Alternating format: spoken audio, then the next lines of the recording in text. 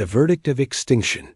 The great chamber of Station Zenith hung in the void between stars, a massive structure built by civilizations far older than humanity could comprehend. Captain Elena Vasquez stood alone on the speaking platform, a circular disk of polished metal that floated in the center of the vast room. Above her, below her, and all around her in a perfect sphere sat the representatives of the galactic sovereignty. 15 species, each more ancient and powerful than the last, stared down at the lone human with expressions that ranged from indifference to barely concealed contempt. Elena had been standing there for 6 hours. Her legs ached. Her mouth was dry. But she kept her spine straight and her chin high. She wore her military dress uniform, dark blue with silver trim, and the insignia of Earth's United Defense Force gleamed on her shoulders. She had practiced her arguments 1,000 times during a 3-month journey to this station. She had hoped that logic and evidence would sway the sovereignty. Now, looking at the cold faces surrounding her, she realized how foolish that hope had been. Thrain, the supreme arbiter of the Krillian Empire, rose from his elevated throne. He was massive, nearly 3 meters tall, with 4 arms and skin that looked like polished obsidian. His species had ruled a quarter of the galaxy for over 50,000 years. When he spoke, his voice rumbled through the chamber like distant thunder, translated instantly into every known language by the neural implants all participants wore. "The sovereignty has reached its decision," Thrain announced. His eyes, 6 of them arranged in 2 rows across his elongated skull, fixed on Elena with cold certainty. Humanity has been found guilty of unauthorized expansion into protected territories. You have established 89 colonies in regions claimed by elder species. You have exploited resources without permission. You have demonstrated a dangerous pattern of aggressive growth that threatens the stability our sovereignty has maintained for millennia. Elena felt her heart sink, but she forced herself to remain calm. We filed proper claims for every system we colonized. We waited years for responses. When none came, we assumed silence, Thrain interrupted, his voice sharp as broken glass. You assumed incorrectly. The sovereignty operates on timescales your short-lived species cannot comprehend. What you call years, we call moments. Your impatience is not our concern. Another representative spoke up, this one from the Velen Collective, a race of beings that resembled floating clusters of crystalline shards. Her voice was high and musical, but her words were harsh. Humanity breeds too quickly, expands too rapidly, adapts too efficiently. You are like a virus spreading through healthy tissue. If left unchecked, you will consume everything in your path. We are explorers and builders, Elena protested, her voice steady despite the anger building in her chest. We have harmed no one. We have sought only to make homes for our children on empty worlds that no one else wanted. Empty? By whose judgment? Asked a representative from the shorter communion, beings of pure energy contained in environmental suits. Those worlds were set aside for future use. Resources preserved for when they might be needed. Your species understands nothing of long-term planning. Thrain raised one of his massive hands, and the chamber fell silent. The sentence is as follows. Humanity will abandon whole colonies, stations, outposts, and territorial claims beyond your home system. You have 30 standard years to complete this withdrawal. Any human presence detected beyond the Sol system after this deadline will be considered an act of war against the sovereignty. We will respond with complete extermination of your species. The words struck Elena like physical blows. 30 years. 89 colonies, home to over 3 billion people, built with 2 centuries of blood, sweat, and sacrifice. All of it erased with a single declaration. Furthermore, Thrain continued, and Elena realized with growing horror that he was not finished. Humanity is hereby expelled from all trade networks, communication grids, and technological exchanges. Your species will be isolated. You will receive no aid, no resources, and no contact from any sovereignty member. Perhaps in isolation, you will learn humility. This is genocide, Elena said quietly, but her voice carried clearly through the silent chamber. Earth alone cannot support the population we have now. Without trade, without access to resources from other systems, billions will die. You know this. You are condemning us to extinction while pretending to show mercy. Your species should have considered consequences before expanding so recklessly, the Velen representative said with something that sounded like satisfaction. Perhaps future young races will learn from your example. Elena looked around the chamber, studying each representative carefully. Most avoided her gaze. A few looked uncomfortable, as if they disagreed with the verdict, but lacked the courage to speak against it. But Thrain stared at her with unmistakable triumph. He had orchestrated this, she realized. He had spent years building a coalition against humanity, convincing other species that humans were a threat. And now he was savoring his victory. I invoke Article 73 of the Sovereignty Charter, Elena said formally, her voice clear and strong. I demand the right to appeal this decision before a neutral arbitration panel. Denied, Thrain said immediately. The verdict is final and irreversible. The sovereignty has spoken. On what authority do you deny a charter-guaranteed right? Elena demanded. On the authority granted to us by 10 million years of civilized governance, Thrain replied coldly. Your species has existed in space for less than 3 centuries. You have no standing to question our decisions. Elena stood there for a long moment, looking at each representative in turn. Then she spoke, her voice calm but filled with iron certainty. You have made a terrible mistake today. You believe that because we are young, we are weak. You believe that because we are small, we will break. You are wrong. Humanity does not surrender. We do not fade quietly into extinction. We adapt. We survive. We overcome. And we remember. Brave words from a doomed species, Thrain said dismissively. In 30 years, humanity will be nothing but a footnote in galactic history. A cautionary tale about the dangers of arrogance. No, Elena said quietly. In 30 years, humanity will still be here. And you will regret this day. That is not a threat. It is a promise. Remove her, Thrain ordered. The sovereignty has wasted enough time on this primitive race. Security drones moved forward, their weapons visible but not raised. Elena turned and walked toward the exit with her head high, refusing to show the devastation she felt inside. Her small diplomatic team followed, their faces pale with shock and barely contained grief as the doors sealed behind them. Elena finally allowed her mask to crack. Her hands trembled. Tears burned in her eyes, but she refused to let them fall. Not yet. Not where the sovereignty's surveillance systems might record her breaking. Admiral Catherine Stone was waiting in the corridor outside. She was a woman in her 60s, with steel-gray hair cut military short and eyes that had seen too much combat. She had commanded Earth's defense fleet for 20 years. She took one look at Elena's face and understood everything. Asterisk, total exile? Catherine asked quietly. Worse, Elena replied. They want us dead. They just lack the courage to kill us directly, so they are using starvation and isolation instead. Catherine was silent for a moment, her jaw tight with suppressed rage. Then she straightened her shoulders and looked Elena directly in the eyes. Then we do not die. We find another way. How?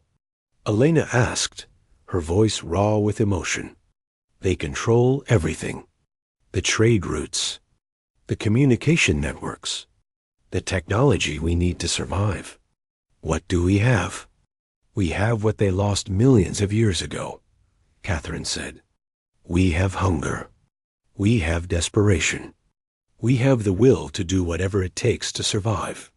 And most importantly, we have Dr. Okonkwo. Elena blinked. James? What does he have to do with this?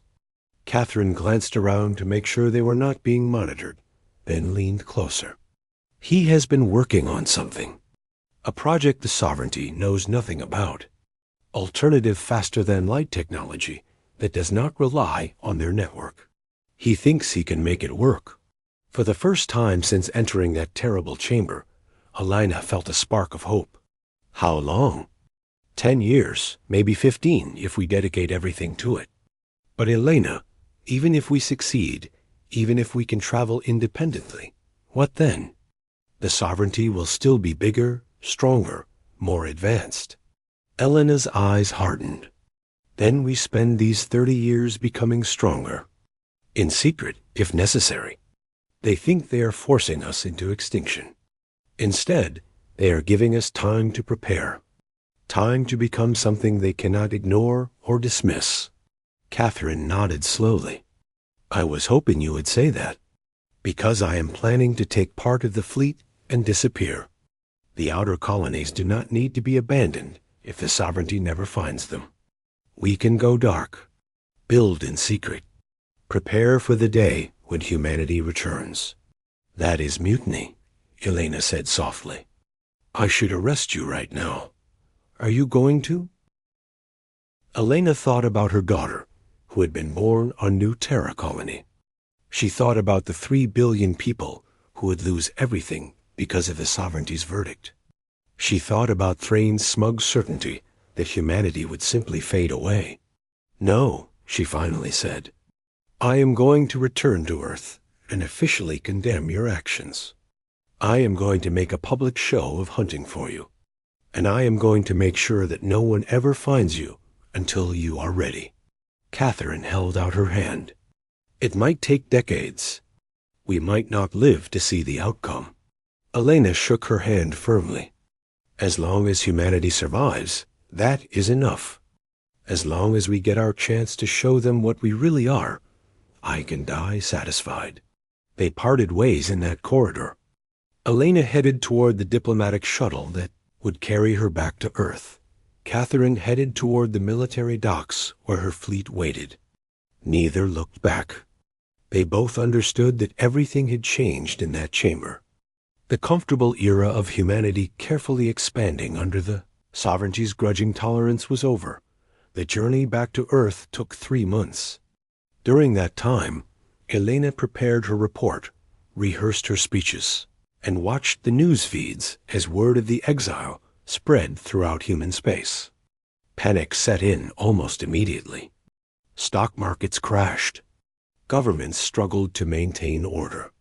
Protests erupted on dozens of worlds as people demanded answers, demanded protection, demanded someone fix this catastrophe.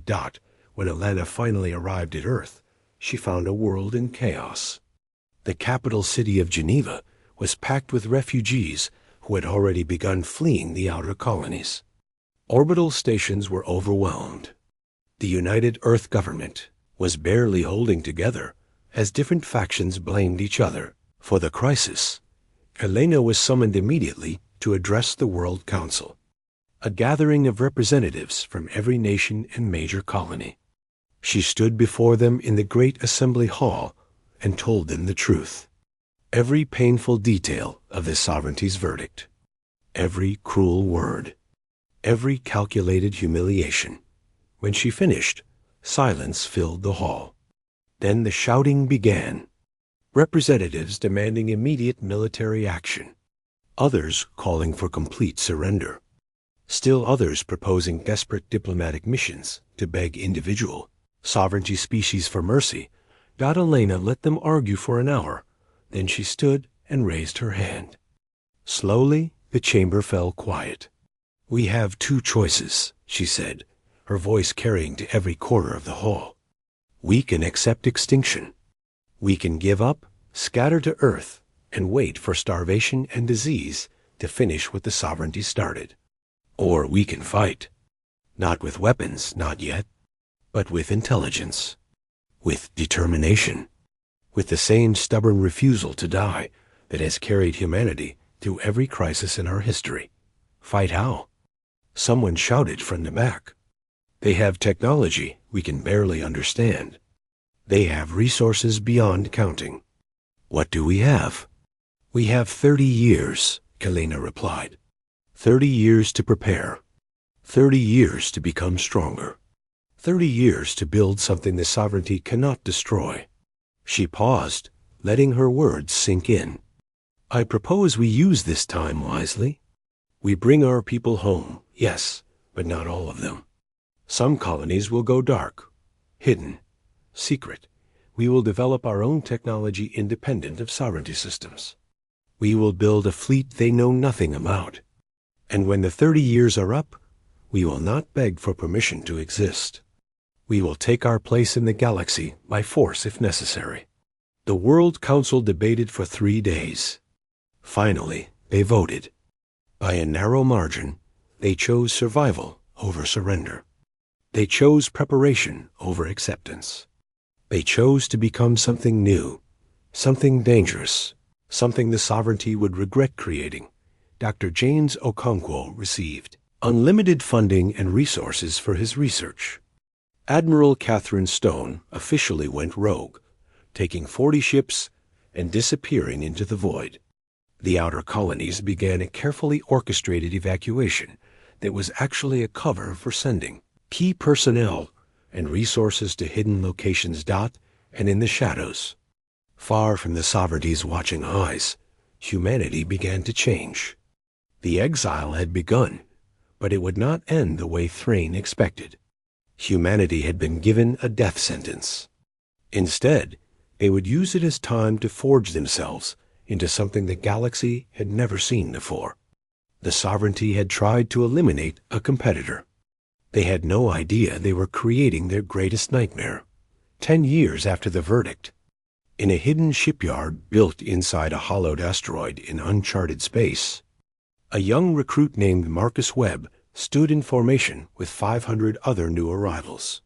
He was 19 years old, born on New Terra just before the exile, and he had volunteered for Admiral Stone's Ghost Fleet the moment he turned 18. He wanted to be part of humanity's return. He wanted to make the sovereignty pay for what they had done to his family, to his home, to his species. Admiral Stone herself addressed the new recruits, her voice strong despite her age. You have chosen to be part of something bigger than yourselves. You have chosen to ensure that humanity survives. The training will be brutal. Many of you will not make it, but those who do will become part of the force that changes galactic history. We are not here to hide forever. We are here to prepare. And when the time comes, we will remind the sovereignty why they should have killed us when they had the chance. Marcus stood at attention, his heart pounding with determination. Around him, in secret bases across a dozen hidden systems, thousands of other humans were making the same commitment. They were becoming soldiers, scientists, engineers, and strategists. They were becoming the weapon that would pierce the sovereignty's arrogance. The exile had begun, but so had humanity's transformation. And the sovereignty, comfortable in their ancient power, had no idea what they had unleashed. Asterisk the return of the conquerors, year 29 of the exile. The galaxy had mostly forgotten about humanity. Earth was a distant memory, a cautionary tale whispered among younger species about knowing one's place in the established order. The former human colonies thrived under new management. The Krillian Empire had claimed the richest worlds naturally. New Terra, once humanity's proudest achievement, was now a Krillian industrial center. Proxima Haven housed a Velen research facility. The mining operations in the Kepler systems belonged to the Shorter Communion. Thrain stood in his private observatory on Station Zenith and gazed at the stars with deep satisfaction. 29 years had passed since he had orchestrated humanity's exile, and the problem had been solved completely. Intelligence reports confirmed that Earth struggled under the weight of its returned population. Disease and food shortages plagued the overcrowded planet. No human ships had been detected beyond the Sol system in over a decade. The species was dying quietly, exactly as planned.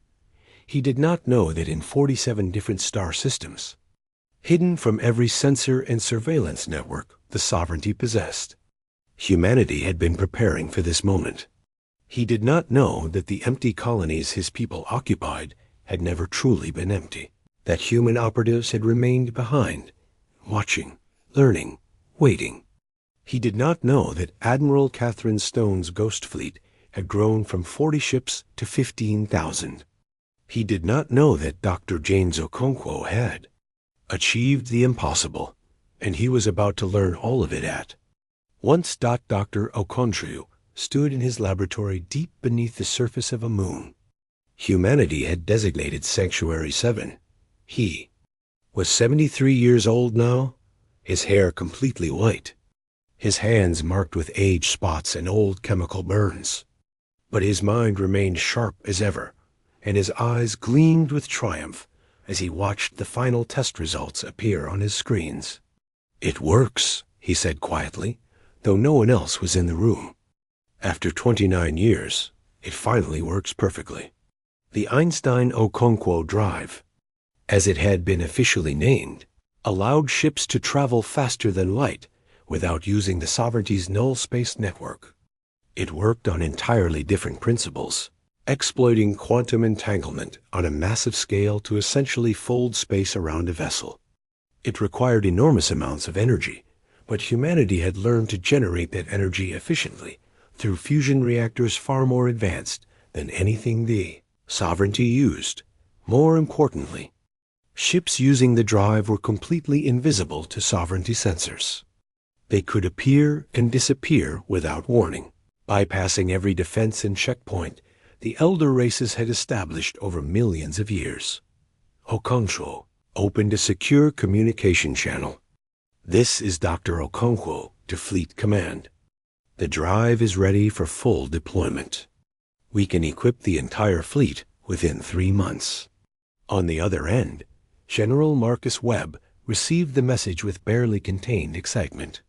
He was 39 years old now, no longer the green recruit who had arrived at Admiral Stone's hidden base 2 decades ago. He had risen through the ranks through skill, courage, and an almost frightening level of determination. When Admiral Stone had died 7 years earlier, her heart finally giving out after decades of stress, Marcus had been chosen to lead the Ghost Fleet. He had spent those 7 years preparing for this moment. Asterisk. "Confirmed, Doctor," Marcus replied. "Begin immediate retrofitting of all vessels. Operation Homecoming begins in exactly 90 days. Across 47 hidden bases, the order went out. 15,000 ships began final preparations. Soldiers checked weapons and armor. Pilots ran combat simulations. Engineers verified every system, every circuit, every backup protocol. Supply officers distributed rations and ammunition. Medical teams prepared for casualties. And on Earth, Prime Minister Elena Vasquez coordinated the final pieces of humanity's return. She was 68 years old now, her dark hair streaked with silver, her face lined with the weight of 3 decades of desperate planning. She had served as Earth's leader for 15 years, elected by overwhelming margins because people trusted her, believed in her, knew that she had never stopped fighting for humanity's survival. She opened a secure channel to General Webb. "Marcus, are we ready?" "As ready as we will ever be, ma'am," Marcus replied. "Every ship is in position. Every strike team knows their objectives. We have operatives on all 89 former colonies ready to assist. Dr. Okonkwo's drives are performing beyond expectations. We can hit them before they even know we are there." "Casualties?"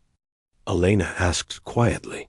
"Inevitable," Marcus said honestly, "but we have done everything possible to minimize them.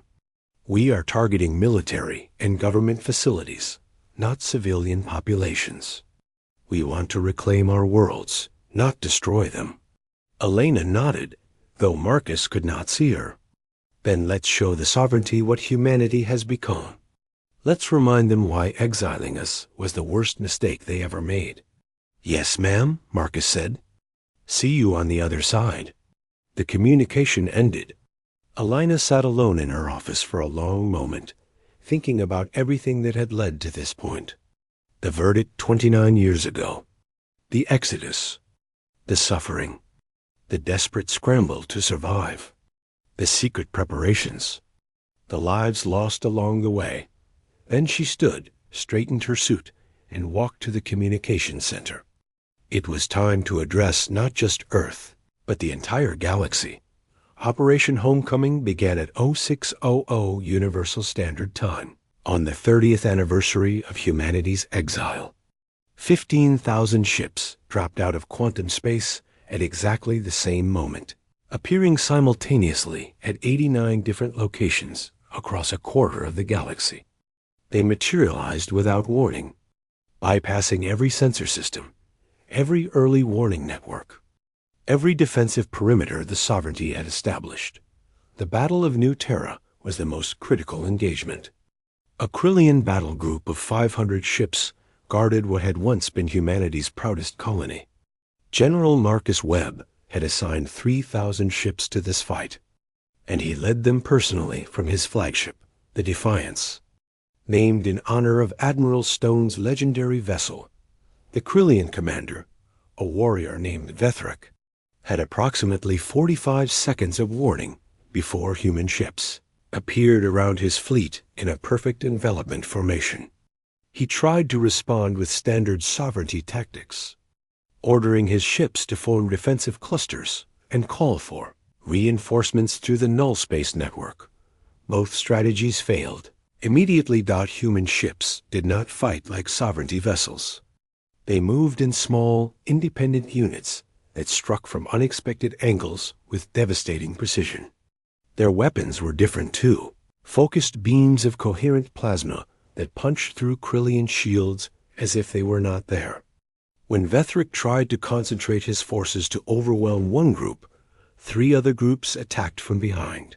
When he tried to retreat, human ships simply appeared in his escape path.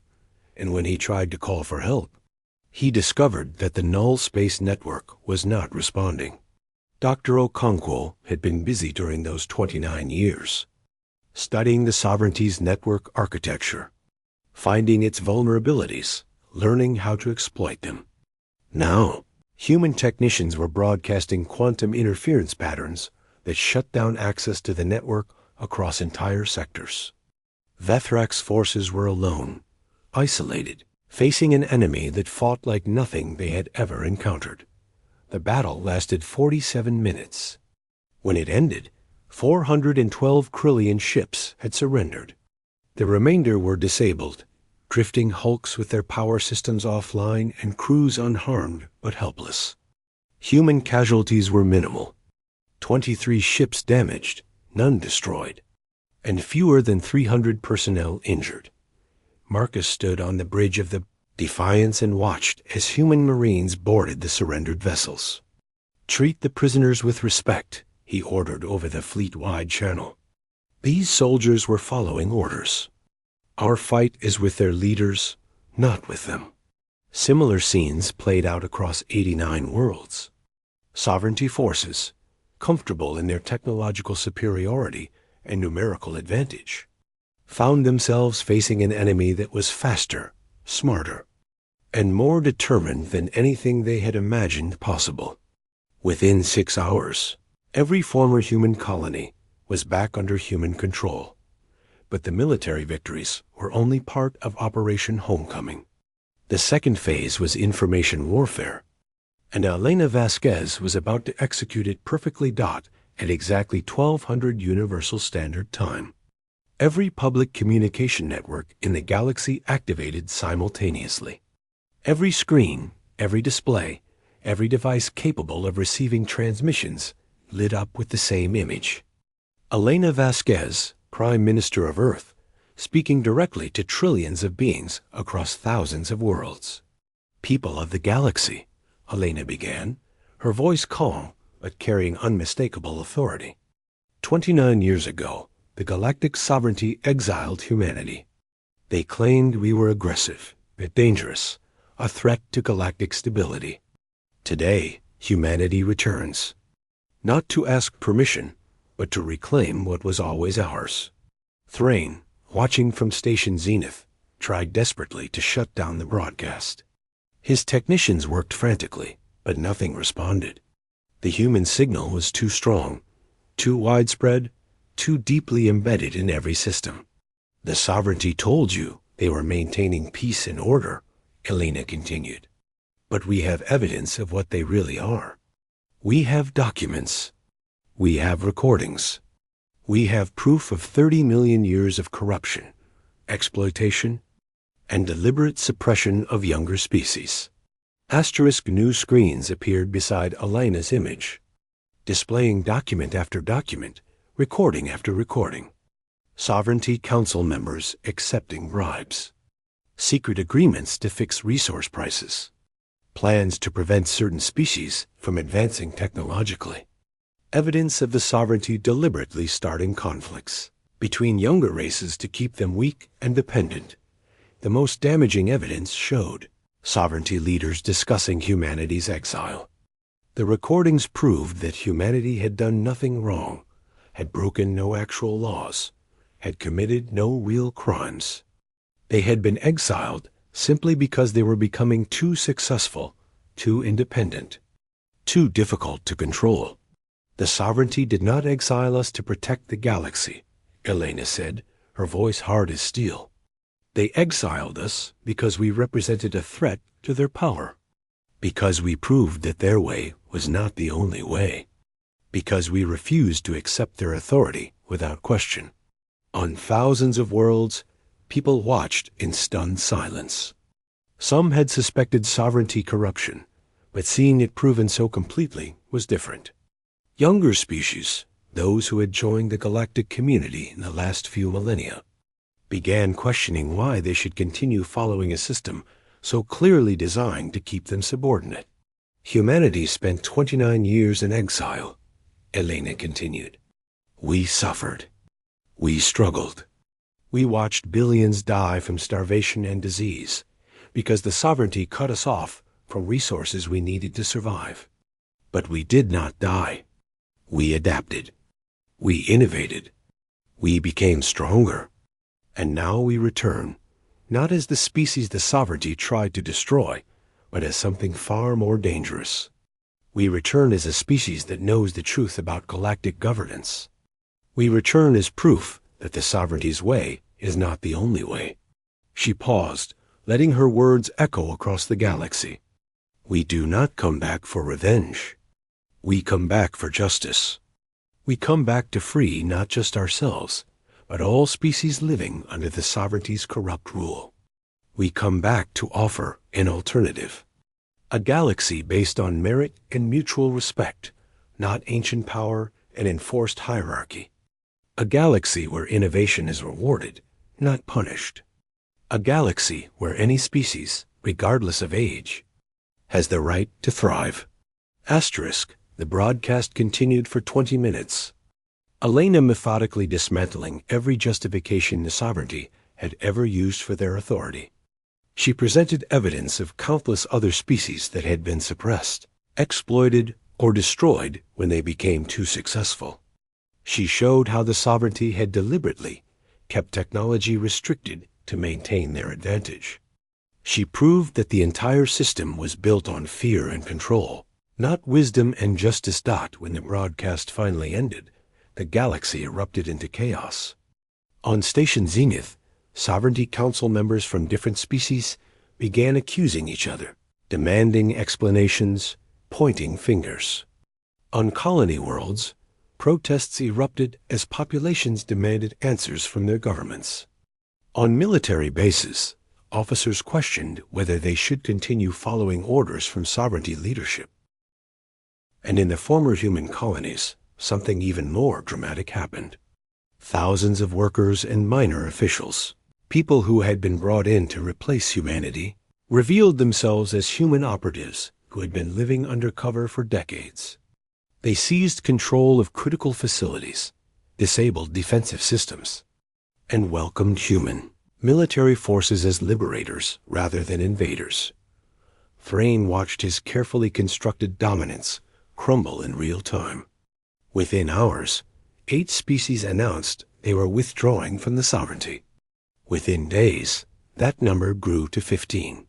The unity he had spent centuries building was disintegrating, destroyed by a species he had dismissed as primitive and weak. He opened a communication channel to the human fleet, his pride finally broken. "This is Supreme Arbiter Thrain. I request immediate negotiations to end hostilities."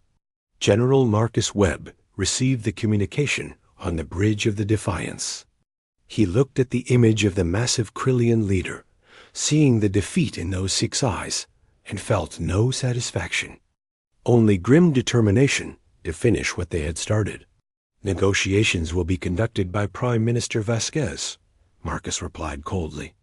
"You will meet on neutral ground in 72 hours. You will come unarmed and with no more than 5 advisors. And Thrain, understand this clearly. We are not asking for permission to exist anymore. We are dictating terms. If you refuse, we will continue reclaiming our territories by force, and your sovereignty will cease to exist entirely." The meeting took place on a small, independent station in neutral space. Elena arrived with a security detail and diplomatic team. Thrain came with his advisors, looking diminished somehow, his obsidian skin lacking its usual gleam. They sat across from each other in a conference room designed for multi-species interaction. The air was thick with tension. "You have destroyed everything," Thrain said quietly. 30 million years of stability, gone in a single day. "No," Elena corrected. "We exposed 30 million years of corruption. We revealed what your stability really was. Control through fear and suppression. That needed to end. What do you want?" Thrain asked. "Total surrender? The dissolution of the sovereignty? To see us destroyed as you claim we tried to destroy you?" "We want what we always wanted," Elena replied. "To be left alone to build our civilization in peace. We want our colonies returned. We want full access to trade networks and technology on equal terms. We want representation in galactic governance proportional to our population and capabilities.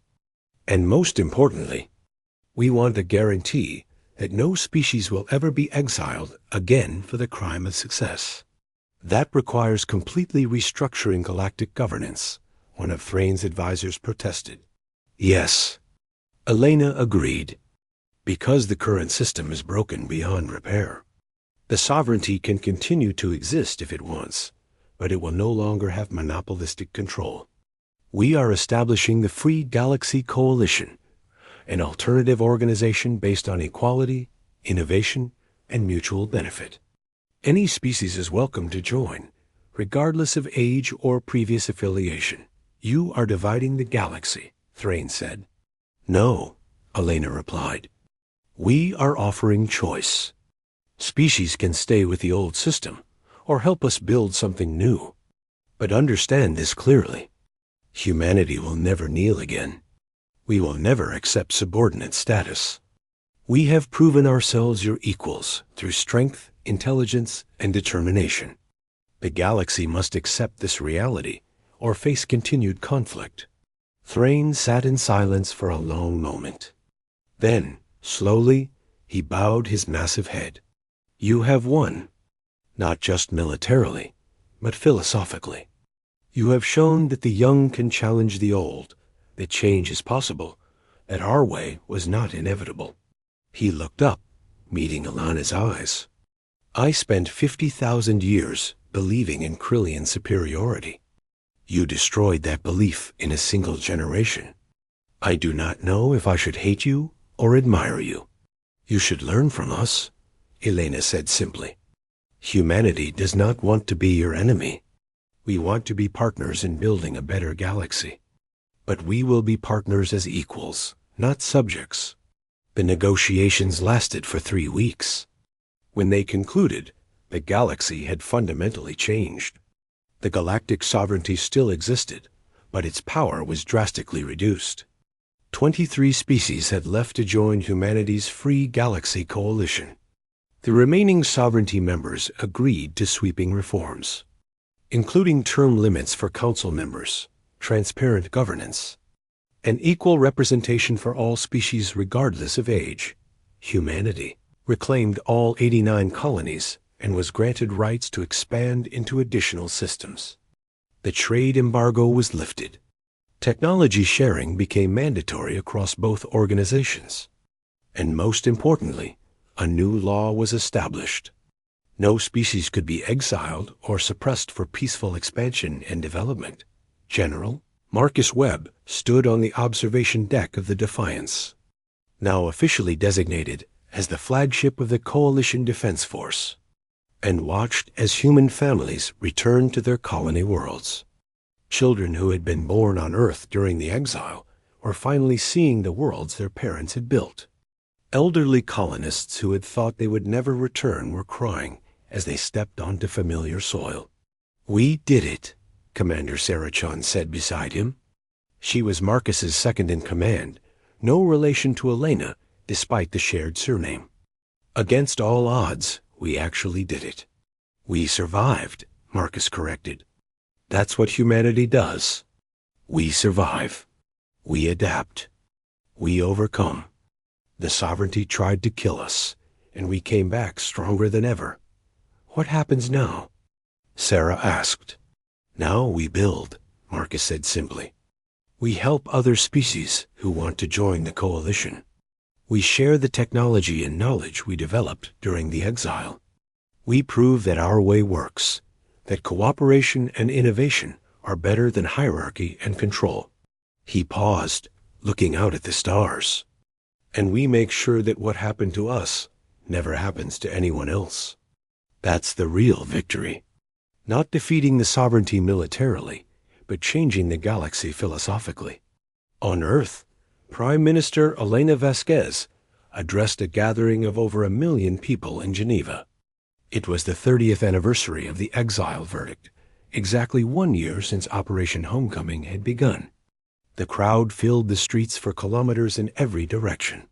30 years ago, Elena began, her voice carrying across the crowd and broadcast across every human world. "We were told we would die. We were told we were too weak, too young, too primitive to survive alone. We were told to accept our extinction with dignity." She paused, looking at the faces before her. Young and old. People born on Earth and people born among the stars. Warriors who had fought in Operation Homecoming and civilians who had survived the desperate years of exile. All of them united by shared struggle and shared triumph. "We refuse to die," Elena continued, her voice strong and clear. "We refuse to accept the role others tried to force upon us. We suffered. We lost people we loved. We endured hardships that should have broken us. But we did not break. We became stronger. We became smarter. We became something the galaxy had never seen before." The crowd cheered, and Elena let them. They had earned this moment of celebration. Today, humanity stands as a full member of galactic civilization. Not because we begged for acceptance, but because we demanded it. Not because we were granted rights, but because we took them. We proved that determination and innovation can overcome any obstacle, any disadvantage, any attempt to suppress us. She looked directly into the cameras, knowing her words would be heard across the galaxy. To every young species watching this, to every civilization that has felt the weight of elder races pressing down on them, learn from our example. You have the right to exist. You have the right to thrive. You have the right to shape your own destiny. Never let anyone tell you otherwise. Elena smiled, and there was steel in that smile. The sovereignty tried to cast us out. They tried to make us disappear. Instead, we came back as conquerors. Not of territory, but of outdated ideas. Not of people, but of unjust systems. We conquered the belief that might makes right. We conquered the idea that age grants authority. We conquered the notion that the young must always bow to the old. The crowd erupted in cheers that lasted for minutes. When they finally subsided, Helena spoke her final words. Humanity refused to die, and in refusing, we changed the galaxy forever. That is our legacy. That is our triumph. And that is why, 30 years after they tried to destroy us, the sovereignty will spend the next 30,000 years regretting they ever underestimated us. As the celebration continued, Alana stepped away from the podium and looked up at the stars.